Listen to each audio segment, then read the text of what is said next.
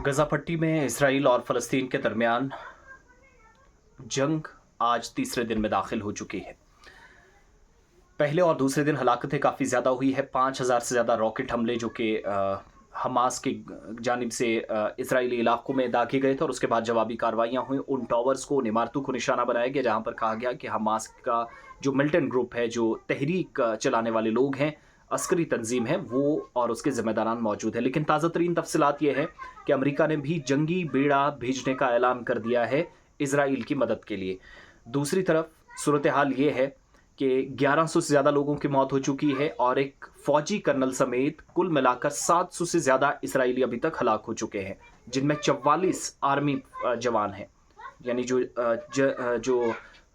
एक फ़ौजी कर्नल है, इसके अलावा एक मेजर है, जो यहाँ मेजर रैंक के होते हैं वो वहाँ इजरायली फोर्सेस के एक सीनियर एहलकार और उनके साथ साथ दीगर जवानों की तादाद 44। कुल मिलाकर इजरायली अभी तक 700 से ज़्यादा मारे जा चुके। एक बात। दूसरा, इसराइल और फ़लस्तीन कशीदगी पर अक़वाम मुत्तहिदा का यानी सिक्योरिटी काउंसिल का बंद कमरे में इजलास हुआ है। नतीजा क्या हुआ है वो अभी तक सामने नहीं आया है, लेकिन जंग रोकने की पूरी कोशिश की जा रही है। बेंजामिन नेतन्याहू जो कि फ़लस्तीन के खिलाफ लड़ाई शुरू कर चुके हैं, इसराइल के सदर हैं, वज़ीर-ए-आज़म हैं, वो कह रहे हैं कि ये एक बड़ा और चैलेंजिंग वॉर फ़लस्तीन की जानिब से शुरू किया गया। दूसरी ख़तरनाक सूरत हाल क्या है? न सिर्फ हमास ने इसराइल पर हमले किए हैं, 7 से ज़्यादा उसके शहरी बशमूल फ़ौजी हलाक कर दिए हैं, बल्कि कई लोगों को यरगमाल बना रखा है। 100 से ज़्यादा, जिनमें सहाफ़ी भी हैं, ख़वातीन, लेकिन वो बहिफ़ाज़त हैं। बहिफ़ाज़त अपने अपने मकामात पर महफूज तरीके से पहुँचा दी गई। इस तरह की भी इतलात अभी तक मौसूल हो रही हैं।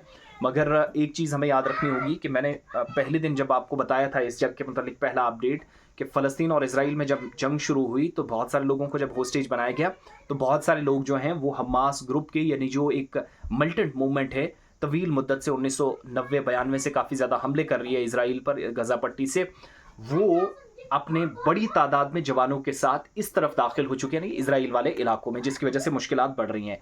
इसराइल का अब इल्ज़ाम यह है कि ईरान ने पूरी मदद हमास को की, जिसके बाद ये हमले इतने बड़े पैमाने और पहली मर्तबा इसराइल को इतना बड़ा नुकसान उठाना पड़ा है। यही वजह है कि रिटेलिएशन बहुत सख्त हो रही है, इमारतें गिर रही हैं, इमारतों को निशाना बनाया जा रहा है और कहा जा रहा है कि मिलिटेंटों के जो हाइड आउट्स हैं वो इन्हीं इमारतों के अंदर हैं और इनको ख़त्म कर रहेंगे। यानी पूरी तरीके से मिसमार इमारतों को करने की तैयारी या प्लान और जो रणनीति है वो इसराइल बना चुका है। ओवरऑल पूरी कोशिशें की जा रही है कि शहरी हलाकतें ना हो, जंग को रोका जाए। भारत ने, पाकिस्तान ने, बांग्लादेश ने, बड़े ममालिक ने जो है वो अभी तक अपील भी की है कि फौरी तौर पर जंगबंदी का ऐलान कर दिया जाए, लेकिन अभी तक ऐसा नहीं हुआ और ना इस मूड में इसराइल नजर आ रहा, क्योंकि उसका नुकसान 1100 से ज़्यादा जो अमवात हुई हैं, 700 से ज़्यादा उसी के लोग मारे गए हैं। दूसरी बात यह है कि नेपाल और इसके अलावा जो अभी तक इतलात मिल रही हैं, नेपाल के अलावा बरतानिया और अमेरिका के शहरी भी हमलों में मारे गए। यही वजह है कि हिंदुस्तानी शहरी जिनको निकालने के लिए और महफूज मकामात पर मुंतकिल होने के लिए पहले दिन ही एडवाइजरी जारी कर दी गई थी। और जो ईस्टर्न पार्ट है वहाँ पर फ़लस्तीन के खिलाफ इस जंग में इसराइल की मदद के लिए अमेरिका भी अब आ गया है। कर्नल और एहलकारों समेत इसराइल के मरने वालों की तादाद 700 से तजावुज़ कर गई है और यूरोपीय यूनियन काउंसिल के रुकन ने भी कमीशन के सदर को शट अप कॉल दी है उस वक्त जब इसराइल की हिमायत पूरी दुनिया, यानी यूरोपीय यूनियन काउंसिल के जो रुकन हैं, उन्होंने इसराइल की हिमायत पर यूरोपीय कमीशन के जो यूरोपीय यूनियन काउंसिल के रुकन हैं, कमीशन के सदर को उन्होंने बाज़ाब्ता तौर पर ट्वीट करके उन्हें शट अप भी कहा है। यानी फ़लस्तीन के ये जो हमले हुए हैं इसके बाद उसकी भी सपोर्ट काफ़ी ज़्यादा की जा रही है और अमेरिका और बरतानिया में लोगों ने जश्न मनाया है, फ़लस्तीन के झंडे परचम लहराए हैं, कहा कि सब कुछ ठीक है, लेकिन इसराइल को इस वक्त जो कुछ सबक सिखाया जा रहा है वो जो ठीक है, लेकिन जो जवाबी कार्रवाइयाँ हुई हैं उसमें मसाजिद तबाह हुई हैं। फ़लस्तीनियों के मरने वालों की तादाद 413 अभी तक हुई हैं और